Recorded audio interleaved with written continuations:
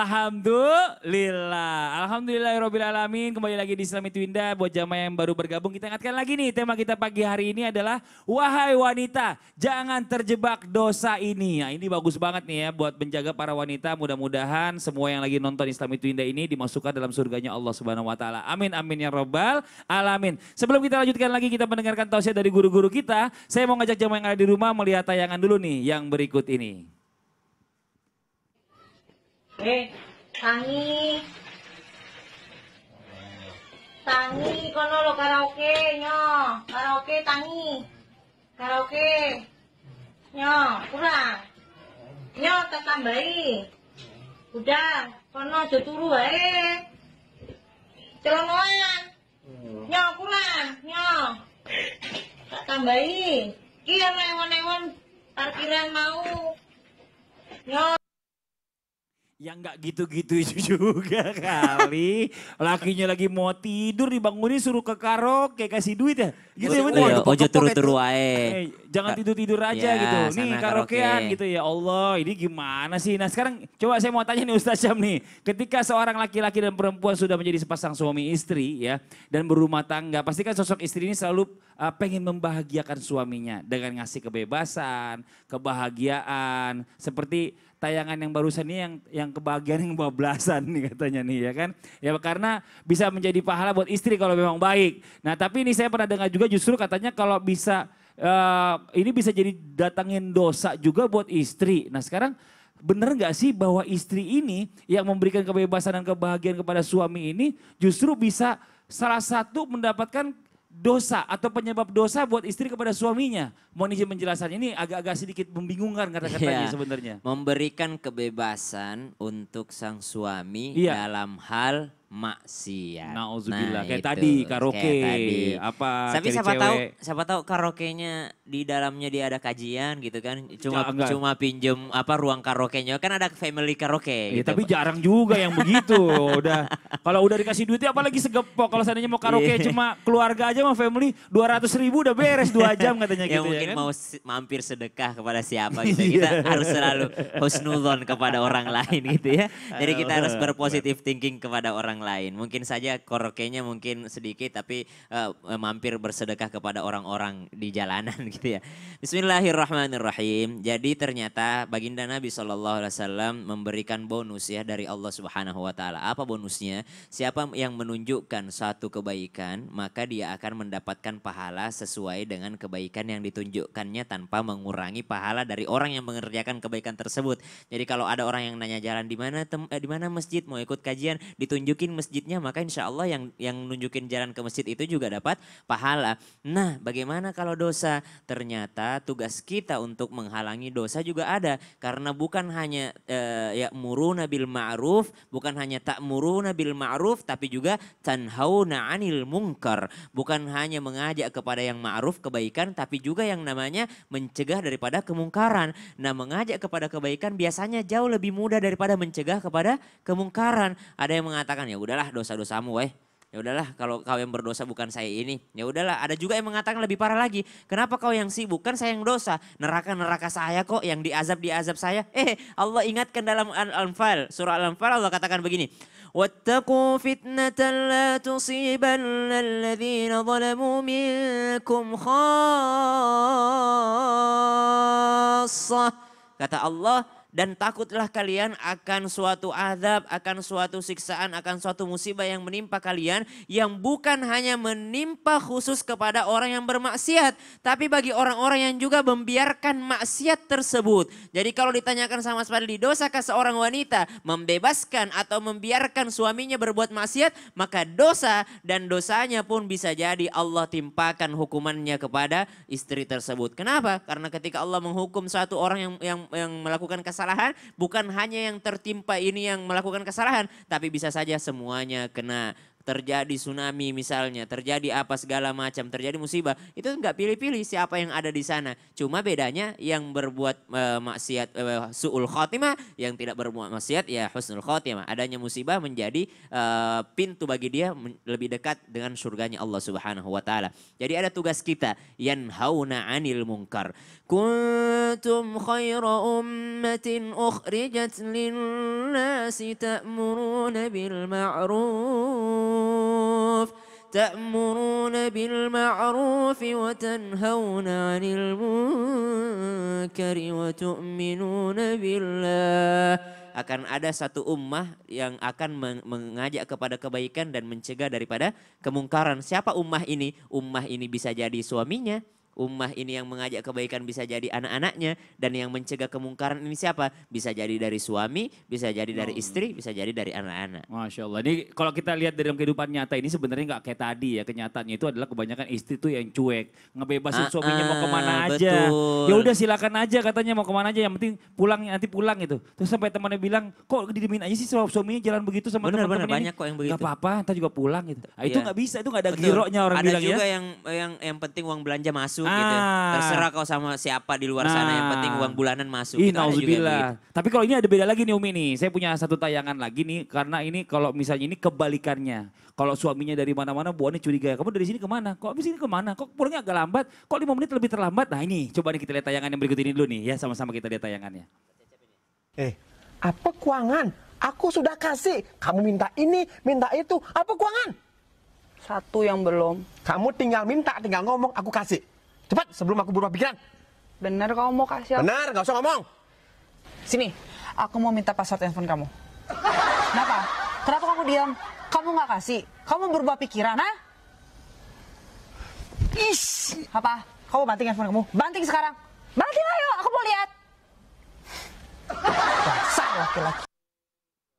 Ya ini baru contoh kecil, tapi dalam kehidupan nyata mungkin Ustaz Cecep juga tahu dong banyak teman-teman yang mungkin istrinya ini memang kekhawatirannya berlebihan, curiganya itu berlebihan kepada suami. Jadi sampai suami itu nggak bisa bergerak, mau begini bergerak susah, harus izin gitu. Padahal sebenarnya kan enaknya itu kalau misalnya ngomong sendiri. Nah ini bagaimana nih dengan istri ini, apakah bersikap posesif atau kecemburuan yang terlalu berlebihan atau curiga yang terlalu berlebihan kepada suaminya ini menjadi salah satu penyebab datangnya dosa? Mohon izin penjelasannya silakan. Iya. Tadi sudah saya katakan ya, dosa. Dosa gitu ya. Dosa, kenapa dosa? Karena posesif yang melahirkan curiga. Posesif yang langsung melahirkan suuzon itu dijelaskan di dalam surah Al-Hujurat ayat 12. A'udzubillahi minasyaitonirrajim. Ya ayyuhallazina amanu ijtanibu katsiran minadh-dhann inna ba'dadh-dhann ism. Nah, jadi jelas, hai orang-orang yang beriman, jauhilah dari suuzon, dari curiga, dari buruk sangka. Karena itu adalah bagian dosa. Jadi alasannya sudah jelas dalam Al-Quran surah Al-Hujurat ini. Malahan bukan hanya dosa satu. Itu ada namanya sutagi. Apaan tuh? 3 dosa tuh. Suuzon, Suuzon, tajasus, gibah. Oh, Sutagi. Sutagi, singkatan saya nih. Ya astagfirullahaladzim, yang punya nama Sutagi jangan marah ya. Ini cuma singkatan doang ini istilah. Suuzon, buruk sangka. Yang kedua adalah tajasus, mencari-cari kesalahan. Nah, jadi suami di handphone apa? Sampai dia pengen tahu, dicari-cari apa kesalahan. Padahal tidak ada dosa apa-apa. Kadang-kadang lagi tidur dipakai itu kan. Lagi tidur nyenyak, mungkin pakai obat tidur, tangan jempolnya nggak masuk, ini nggak masuk. Ternyata baru bisa kebuka pakai jempol kaki. Mungkin itu hanya di sebuah strategi suaminya hebat ya. Yang jelas sampai seperti itu nggak akan benar. Nah, makanya ya ayyuhalladzina amanu, hai orang-orang yang beriman, bertakwalah kepada Allah, hendaklah setiap diri memperhatikan apa yang terjadi untuk hari esok. Jadi yang dimaksud adalah bagaimana hari esok dengan pasangan itu menjadi lebih baik. Ayunan itu sebelum maju ke depan naik ke atas ditarik dulu ke belakang. Mungkin mengalami masa yang sulit dengan suami, tapi bukan curiga terlebih dahulu. Tapi dorong suami itu motivasi untuk menjadi orang yang baik, berteman dengan orang-orang yang baik. Dengan ulama, ngaji lingkungan yang baik. Nanti dia akan naik ke atas, maju ke depan. Mungkin dia punya kesalahan, tapi kalau dicari-cari semua orang bisa dapat ketemu. Apa siap menerima fakta dan kenyataan? Yang akan lebih berat, lebih bagus adalah diinsafkan. Jadi dalam berumah tangga bukan suuzon, bukan buruk sangka terlebih dahulu, bukan curiga, bukan posesif yang berbahaya. Akan tetapi di situ kita berlaku mulai dengan baik sangka, akan tetapi tetap waspada. Tidak menutup mata dengan fakta yang ada. Karena kadang-kadang juga orang terlalu buruk sangka tapi melupakan fakta-fakta yang ada, akhirnya dia bisa kecewa juga. Tapi jangan sampai buruk sangka tanpa fakta. Jangan seperti gunting, terlihat lurus tetapi memisahkan. Jadilah seperti jarum, menyakitkan tapi menyatukan. Wah. Kalau nyuntik beda lagi. Luar biasa nih, Bukan Masya nyatuin itu. Allah. Ngasih virus atau Ya kan? ngobatin ya kan. Jadi niatnya harus menyatukan. Benar, Bukan benar, untuk benar. kalau dicari-cari salah ada. Bisa terjadi perceraian beneran itu. Bener. Hanya gara-gara kesalahan kecil. Nauzubillah. Jadi cobalah suami itu diingatkan dengan cara yang baik. Kadang-kadang dengan terjawab punya pura-pura bertanya, ini gimana solusinya? Padahal itu masalah dia. Jadi yang jelas adalah jangan sampai curiga yang membuat kita, maaf, setan itu fokus kepada manusia yang mau bercerai. Nauzubillah. Kenapa? Karena iblis sangat menghargai setan yang berhasil memisahkan. Ih. Ada orang yang prestasinya membuat orang minum minuman keras. Ada orang yang membuat manusia mencuri. Ada orang yang membuat korupsi. Pokoknya sampai miliaran. Biasa aja itu mah.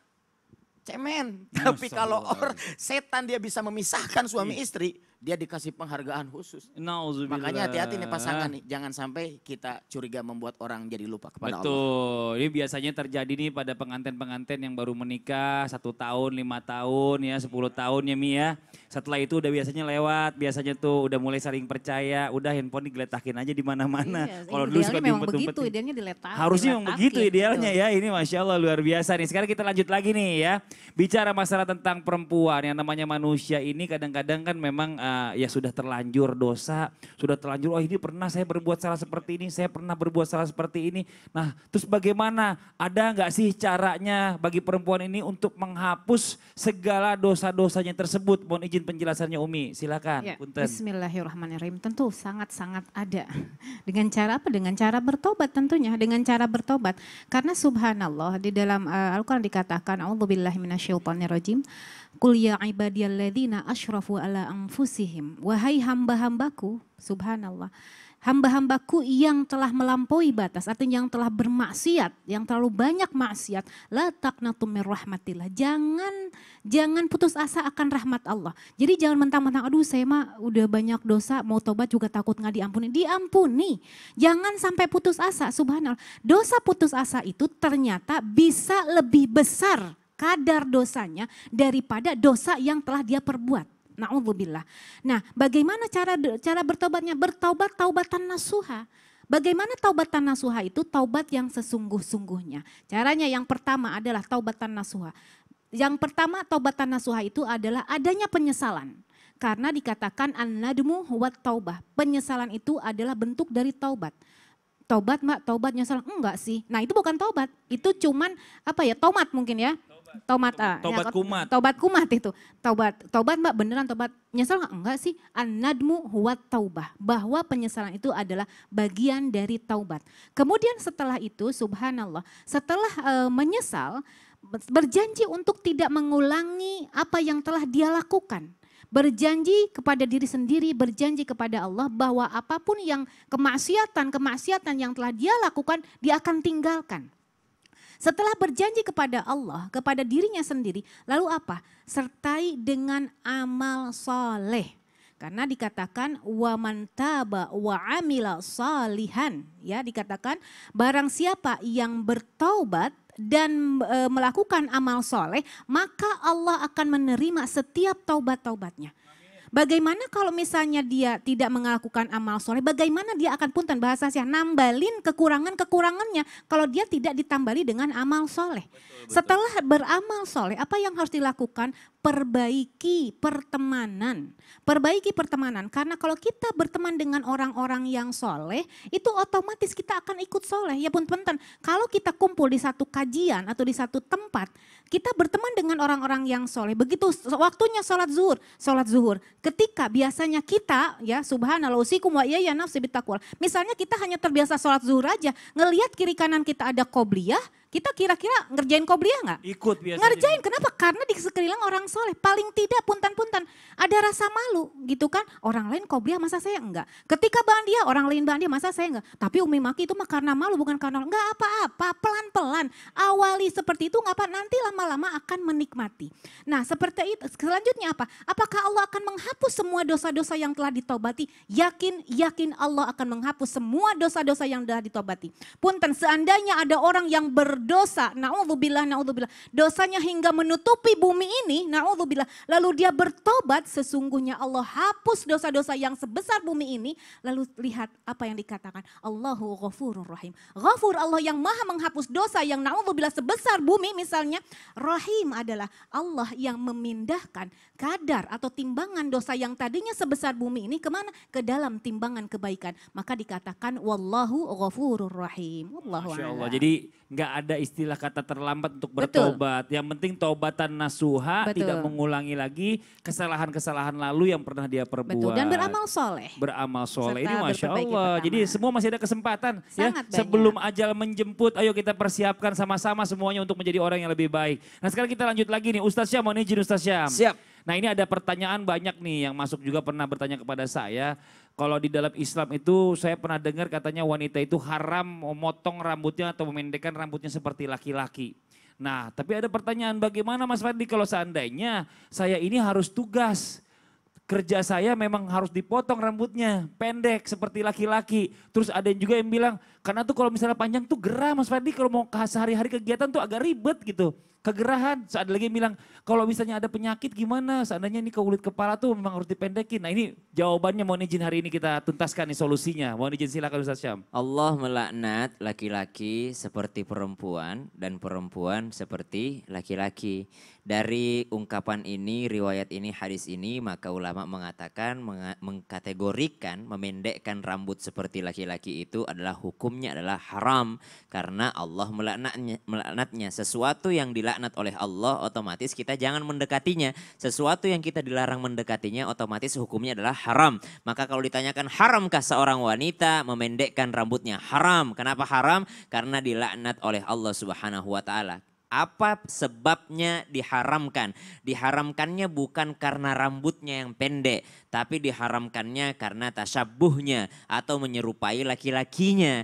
Tapi kalau misalnya di suatu daerah, misalnya sesuai dengan urf, kembali lagi, sesuai dengan urf. Ini hebatnya Islam ini, bahwasanya Islam itu mengatur kecantikan, Islam itu mengatur keindahan. Walaupun wanita harus tahu. Wanita harus tahu bahwa apa? Bahwa kelemahan kami laki-laki ada pada kalian. Karena Allah katakan, Zuyyina linnasi hubbus syahawati minan nisa. Itu godaan pertama kami laki-laki itu adalah godaan wanita. Kami nggak tertarik dengan uang, kami nggak tertarik dengan jabatan, kami nggak tertarik dengan ini. Yang di awal Allah katakan langsung dari perempuannya. Lalu bagaimana solusinya Islam? Apakah Islam? Ya udah, wanita nggak boleh berhias. Wah, didengar dari awal tadi. Wanita nggak boleh pakai parfum. Oh, wanita nggak boleh begini. Oh, wanita nggak boleh begini. Waduh, ini kan ini banget Islamnya, kayaknya mengekang wanita banget gitu ya. Gimana wanita bisa berkembang kalau masih seperti zaman dahulu kala? Oh, banyak Terjebak wanita. abad-abad Ya, sebelumnya dia bilangnya katanya. begitu. Ini mah abad-abad dahulu kala kali Ustadz. Udah nggak cocok dipakai ayat ini untuk sekarang. Oh nggak gitu. Islam mengajarkan, memuliakan wanita itu bukan membuat mereka terlihat kampungan, bukan membuat mereka terlihat ketinggalan. Tidak, coba lihat bagaimana Islam memikirkan sisi kecantikannya. Hei wanita, kau punya rambut yang indah, jangan kau potong seperti laki-laki. Coba lihat, Islam memikirkan sampai rambut wanita dipikirkan jangan kau potong seperti laki-laki. Cuma kembali lagi ke urfnya, kebiasaan di tempat tersebut. Bagaimana orang model rambutnya misalnya di China, di Amerika atau di Saudi Arabia, kemudian wanita-wanita yang ada di Indonesia bagaimana, di Jawa, di Medan, itu beda-beda. Kemudian yang kedua, tak kalau dia niatnya adalah menyerupai laki-laki, mana sih bedakan mana menyerupai laki-laki dengan tidak menyerupai laki-laki? Bedanya begini, dia datang ke salon, terus dia bilang, mau model rambut bagaimana? Kalau dia bilang begini, suami saya requestnya begini, nah it's okay. Kalau suaminya requestnya pendek, it's okay. Atau misalnya dia bilang, saya mau potong rambut pendek. Kenapa? Soalnya saya keramas mulu, kelamaan kalau panjang banget rambutnya gitu kan. It's okay, keramas mulu gitu kan. Yang ketiga misalnya dia ke salon, kenapa mau potong rambut pendek? Ada jamur yang mengharuskan dia harus memotong rambutnya. It's okay, boleh. Kemudian kenapa mau potong rambut pendek? Karena sudah menjadi sarang kutu gitu, tempat meetingnya kutu di situ gitu. Tempat meetingnya binatang-binatang di rambutnya. It's okay dipotong pendek. Bukan haram mutlak nggak boleh potong pendek. Apalagi misalnya ada orang yang harus kemoterapi, habis rambutnya dibotakin, maka it's okay insya Allah. Yang dilarang adalah dia datang ke salon lalu mengatakan, saya mau potong rambut. Kenapa? Saya ngefans banget sama Lee Min Ho. Saya ngefans banget sama Justin Bieber. Saya ngefans banget sama artis laki-laki yang disebutkan. Saya pengen deh yang kayak gitu deh. Oh, itu berarti menyerupai laki-laki, maka nggak boleh potong pendek. Jadi banyak alasannya Banyak ya. alasannya. Jadi kalau kita belajar ini memang harus mencari juga ini larinya kemana nih. Benar. Ya kan? Jadi jangan sampai Karena juga. nggak langsung haram, tiba-tiba haram banget gitu kan. Betul. Ini Masya Allah luar biasa. Itulah sebenarnya kebaikannya Islam itu memang Masya Allah. nggak kaku-kaku Nggak banget kaku. seperti apa yang dikatakan orang-orang yang nggak mengerti di luar sana gitu ya Umi ya. Ini Masya Allah. Ini buat jamaah yang ada di rumah jangan kemana-mana. Setelah ini kita akan mendengarkan lagi ada ensiklopedia Islam lagi yang dibawakan oleh guru kita Ustaz Syam. Lanjutnya tentang apa nih Ustaz Syam? Insya Allah Nah. ternyata ada satu benda yang memang Allah muliakan, tidak pernah turun harganya, emas. Iya Dan benar. ternyata emas ini ada di dalam lautan. Masa? Di mana Ustaz Syam? Ayo kita cari Saya mau sama-sama. datang, iya. Sesaat lagi hanya di ensiklopedia Islam. Setelah yang satu ini tetap di Islam itu indah. Jamaah, oh jamaah, alhamdulillah.